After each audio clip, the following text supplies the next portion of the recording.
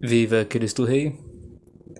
Hoje o vídeo se dobrará sobre a capivara do escritor, historiador, professor Jacques-Henri Pirenne. Publiquei um livro dele aqui. Publiquei não, né? Postei um livro dele aqui semana passada. É o Panorama da História Universal, segundo as grandes correntes da história. E agora trago aqui mais informações sobre o autor. Eu não me lembro se no vídeo anterior eu cheguei a comentar que ele seria. Cheguei a comentar que ele seria francês. Se eu comentei, peço desculpas que eu errei. Ele não é francês. Ele é um belga. Nasceu em 23 de dezembro de 1862, na Bélgica, na cidade de Verviers. Foi o primogênito de Lucien-Henri Pirenne e Virginie Duesberg, pais de outros 7 filhos. Sua família pertencia à burguesia valã, francófona e monarquista. Não, eu não sei o que quer dizer francófona. Após receber educação básica em sua cidade natal, Pirenne ingressou em 1880 na Universidade de Liège, onde cursou a Faculdade de Filosofia e Letras. Ali, o aluno Godefroy Kurt, especialista em história dos francos e responsável pelo seu interesse pelo período medieval, como o próprio autor declarou em um discurso em honra ao mestre em 1899, e de Paul Frederick, especialista no século XVI e posteriormente seu colega de trabalho. Em 6 de julho de 1883, obteve o grau de doutorado nessa mesma universidade, com a tese A Constituição da Cidade de Nantes na Idade Média. Entre 1883 e 1885, financiado por uma bolsa de estudos, completou a sua formação acadêmica na Alemanha e na França, países onde processava uma verdadeira revolução historiográfica. Nesse sentido, teve oportunidade de estudar nas universidades de Leipzig, em Berlim, e nas escolas de Chartres, Pratique des Hautes Études, localizadas em Paris. Nesses centros, estabeleceu contato com diversos especialistas, tais como Leopold von Ranke e Fustel de Colossus. Já postei aqui também um livro do Fustel de Colossus, que é A Cidade Antiga. Esse período de permanência no exterior foi fundamental para que Pirenne completasse sua formação técnica com estudos de diplomacia, paleografia e arqueologia, bem como para que entrasse em contato com as novas perspectivas sobre o conhecimento histórico que criticavam os estudos calcados em personagens isolados e nos acontecimentos políticos. Quando retornou para a Bélgica em 1885, iniciou sua carreira docente na mesma universidade em que estudara, em Liège. No ano seguinte, foi contratado como professor temporário da Universidade de Gand, localizada no norte da Bélgica, na área flamenga. Em 1889, tornou-se membro permanente do corpo docente, chegando a ocupar o cargo de reitor entre 1919 e 21. Ele manteve-se vinculado a essa universidade até a sua aposentadoria em 1930.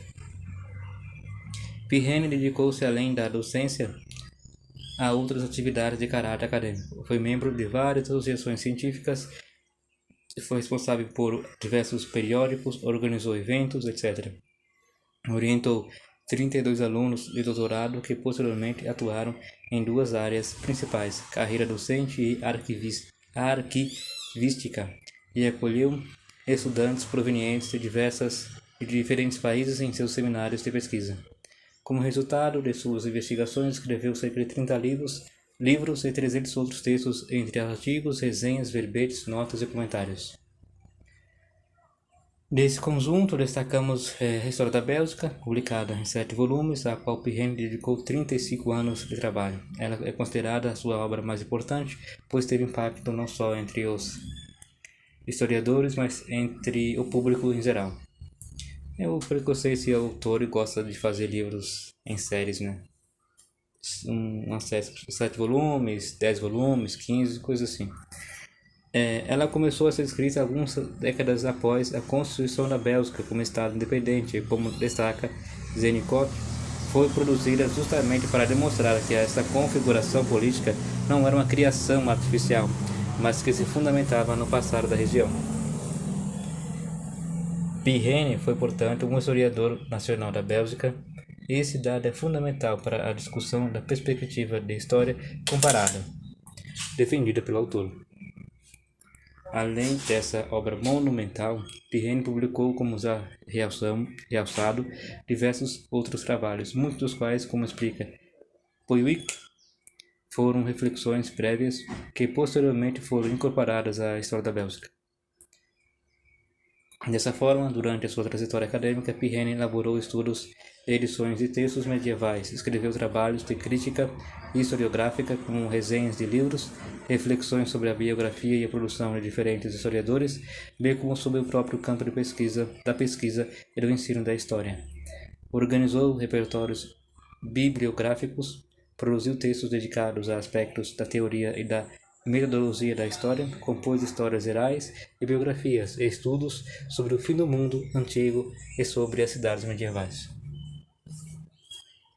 Segundo Price Lyon, seu biógrafo, até agosto de 1914, Pirene se considerava afortunado e estava otimista em relação ao futuro, convencido de que a razão, o conhecimento crescente e a compreensão internacional eram arautos de um mundo pacífico e estável. Nós sabemos que isso era apenas uma ilusão. Mas vamos continuar aqui. Nesse ano, completara 25 anos de docência, possuía reconhecimento internacional por seus trabalhos historiográficos e vivia tranquilamente com a família. Contudo, esse ano marcou profundamente a vida de Pirene e impactou a sua trajetória profissional, pois parte da Bélgica foi ocupada por exércitos alemães. Era o início da Primeira Guerra Mundial, que foi de 1914, até 1918. E a Bélgica foi um dos primeiros países a ser atacados. Até é bem interessante a história da invasão alemã-bélgica, os crimes que foram cometidos ali. Lembrando que foi na Primeira Guerra Mundial, tá? Não existia SS ainda. Mas vamos lá, né? Insatisfeitos, Pirene e seu antigo professor... acabei pulando aqui um trecho. Aqui. Foi ocupada por exércitos alemães que tornaram a região zona militar por 4 anos. Um dos filhos de Pirene, que então serviu ao exército, morreu em batalha. A Universidade de Gand foi fechada e os salários dos professores foram suspensos. Quando foi reaberta, passou a seguir as diretrizes alemãs. Insatisfeitos, Pirene e seu antigo professor, agora colega, Paul Frederick, organizaram uma resistência. Como punição, foram levados para Krefeld, uma prisão para oficiais franceses, belgas, britânicos e russos. Não era um campo de concentração ainda, né? Cerca de 2 meses depois, Pirene foi transferido para uma prisão civil em Rosmiden. Apesar dos apelos feitos por diversas autoridades para que os professores fossem levados para a Suíça, eles foram enviados para Jena, uma cidade universitária onde Pirene e Frederick novamente se encontraram. Nessa cidade, tiveram uma relativa liberdade, ficando instalados em um hotel, não em uma prisão. Em janeiro de 1917, acusados de intrigas contra o governo alemão, os colegas foram novamente separados.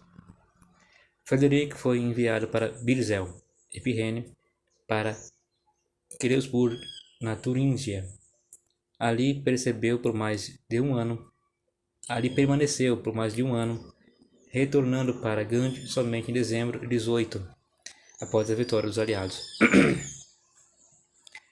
Price Lyon sublinhou que Pirene ficou, naquela conjuntura, profundamente afetado não somente pela morte do filho, a deportação para a Alemanha e os quase 3 anos de prisão, mas também devido a um documento, assinado por grupos de 93 intelectuais alemães, por meio do qual declaravam apoio ao projeto político e militar alemão de expansão. Isso é uma coisa muito boa de pesquisar também, né? Como os intelectuais alemães apoiaram a Alemanha na Primeira Guerra Mundial. Também apoiaram na Segunda, né? Muitos cientistas também apoiaram o nazismo na Segunda Guerra Mundial. E não foram punidos por isso depois. Tá bom? Bom que se realçar isso. Não foram punidos depois por isso. Pelo contrário. Vamos lá. Entre os signatários encontravam-se Lambrès, que fora seu amigo pessoal por 25 anos e uma de suas principais referências historiográficas.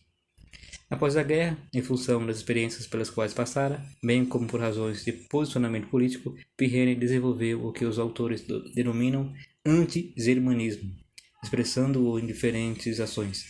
Desligou-se da Academia de Leipzig, da Sociedade Real das Ciências, de Göttingen, pronunciou discursos com temáticas anti-germânicas nas cerimônias de abertura do ano letivo no período em que foi reitor em Gand, e apoiou a exclusão dos historiadores alemães da participação no Congresso Internacional de Ciências Históricas.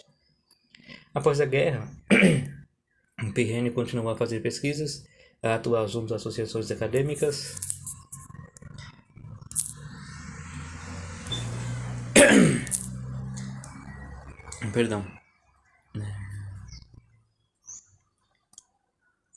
onde é que eu estava?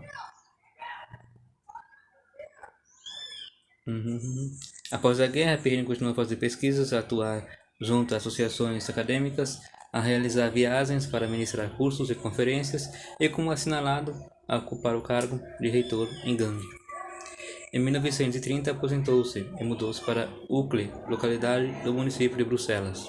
Também voltou a sofrer perdas pessoais, pois mais 2 dos seus filhos faleceram, Robert e Henri Edouard. Aos 73 anos, após um período enfermo, morreu em 24 de outubro de 1935. Então, como devem saber, em 1935 o Hitler já estava no poder. Então tá aí, uma breve e meio atrapalhada, né? Estou com uma voz um pouco ruim. Mas espero que tenham gostado dessa breve pincelada a respeito da vida do historiador Jacques-Henri Pirene. Tem também aqui, o texto continua falando sobre um método de história dele, um método de história comparada. Depois eu procurarei também falar um pouco sobre isso, né? Mas como eu não gosto muito de fazer vídeos longos, justamente não cansar quem está ouvindo a minha voz, então fica aí. Bom, quem gostou, curte, comente, compartilha, se inscreve no canal, dá esse apoio para nós.